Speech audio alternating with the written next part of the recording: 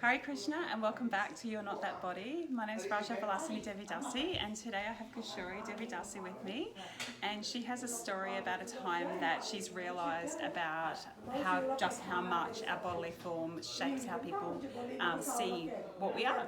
So would you like to tell us about that? Hare Krishna everyone, and thank you again Raj Vilasini for having me on your wonderful channel, You're Not That Body. So I had a little encounter, and it was very interesting. It was like an aha moment. So basically I was on holidays. And I was sitting in my car next to the beach, and I was chanting my japa. So I was a little bit, not really that aware of my surroundings, and just, chanting my japa and spaced out a bit in that I wasn't, really aware of what was going on around me. So then I noticed a couple coming towards my car because they were walking towards their car, which was ahead of me. And as they were coming towards me, they waved at me and they smiled. Really nicely, really warmly, as though they knew me from before. So I kind of snapped out of, then I kind of became aware that they were smiling at me and, waving at me. So I waved and I smiled back, and acknowledged them, nodded at them. And I thought in my heart, wow, that was so wonderful. Like, this is how it's meant to be, People are, but why were they so extra nice? Like, I've never sort of had people, really smile and wave at me like that before, like as though they've known me from before. And then the aha moment, the penny dropped, that, oh, it's because I look like them. It's because they look like me.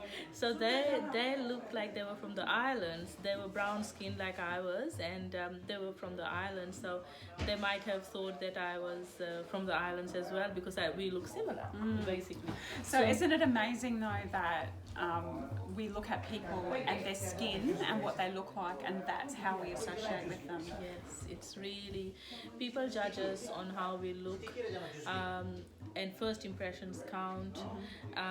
It takes somebody who is mature to go beyond the superficial covering and not judge us on our covering.